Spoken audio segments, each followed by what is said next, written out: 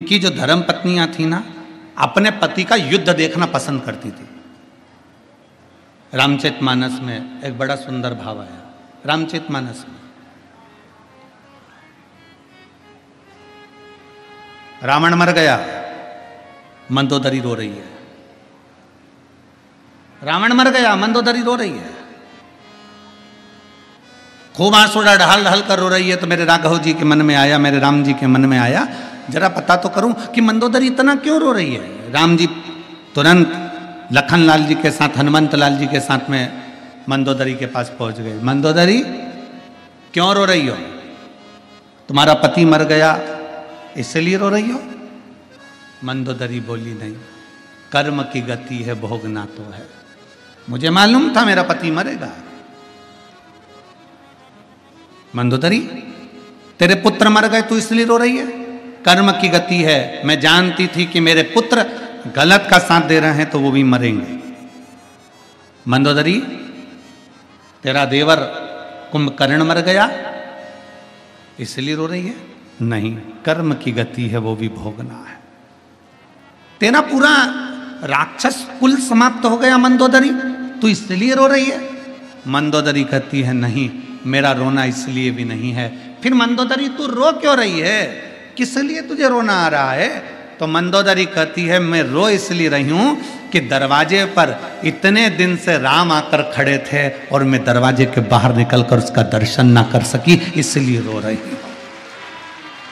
लंका के दरवाजे पर राम खड़े थे और मैं उसका दर्शन ना कर पाई। लंका के दरवाजे पर राम आकर खड़े थे और मैं उनका दर्शन ना कर पाई। तो भगवान राम ने कहा, मंदोदरी, ये कोई अच्छी बात थोड़ी ना है कि किसी अच्छे कुल की स्त्री बाहर निकलकर दर्शन करने के लिए बाहर आए। नहीं स्वामी, अगर मैं मेरे पति से कहती कि मुझे युद्ध का दर्शन कराना है तो मेरे पति युद्ध का दर्शन कराते। मैं युद्ध देखने के लिए नहीं आती, केवल आपका दर्शन करने के लिए आती कि मेरे दरवाजे पर राम आए हैं तो उनका आदर कर लूं, सम्मान कर लूं, सत्कार कर लूं, उनका दर्शन कर लूं, उनका दर्शन कर लूं, बस उनको प्रणाम कर लूं। राम जी ने कहा, मंदोदरी, तुझे युद्ध देखने का इतना शौक है? नहीं, शौक नहीं है, केवल आपके दर्शन का शौक है। ठीक है मंदोदरी, ये दशरथ पुत्र राम आज तुझे वचन देता है, अगर तू युद्ध का दर्शन करना चाहती थी तो मैं तुझे युद्ध का दर्शन कराऊंगा, पर इस जन्म में नहीं मंदोदरी। मेरा जो अगला अवतार होगा, कृष्ण अवतार, तब मैं तुझे युद्ध के मैदान में खुद बुलवाऊंगा। तू जब तक, मंदोदरी कहती है, मैं तो मर जाऊंगी, मेरे प्राण छूट जाएंगे। भगवान कहते, तुझे मरने भी ना दूंगा। और आया था समय, आप सभी ने महाभारत का एक सुंदर चरित्र श्रवण करा होगा।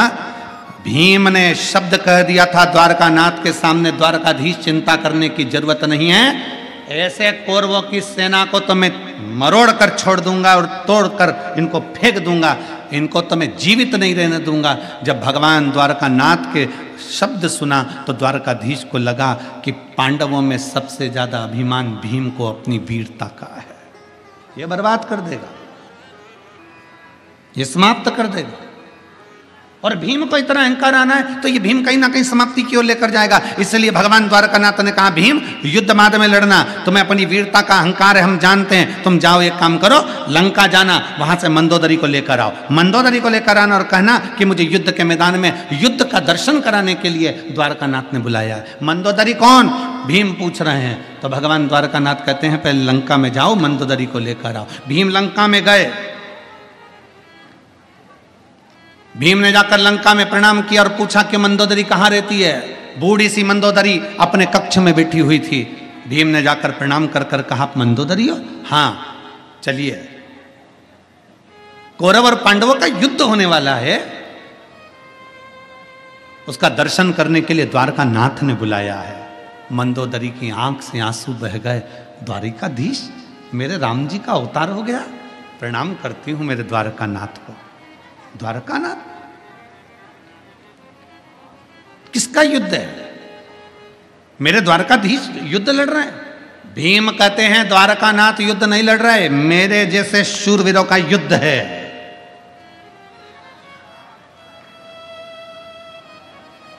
जो सुना मंदोदरी ने कहा, ठीक है, आप पहले स्नान करो, फिर अपन चलते हैं। भीम स्नान करने के लिए गए, भोजन करने के लिए। मंदोदरी ने कहा कि तुम स्नान कर कर आओ, भोजन की तैयारी है, फिर अपन चलते हैं। भीम स्नान करने के लिए लंका के पीछे गए, तालाब में कूदे। कूदने पर भीम को तालाब में से निकलने में 3 दिन लग गए। जो भीम समुद्र की थाप आकर एक क्षण में बाहर आ जाता था, वो भीम को तालाब में से निकलने में 3 दिन लग गए।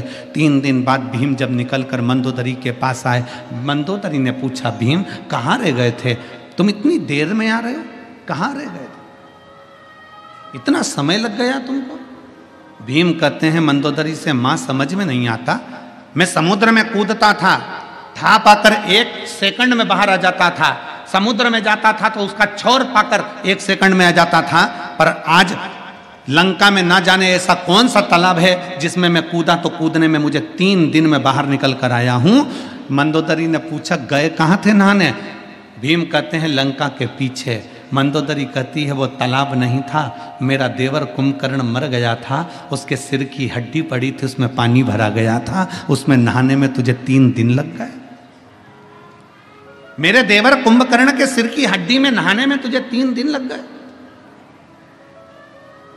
भीम, जिस देवर के सिर की हड्डी में स्नान करने में तुझे 3 दिन लग जाते हैं, सोच कि मेरा देवर वीर कितना होगा। और तू कहता है कि तेरे जैसे शूरवीरों का युद्ध देखने जाऊं? मंदोदरी ने हाथ जोड़कर द्वारकाधीश को प्रणाम किया और नमन कर कर अपने प्राणों को त्याग दिया।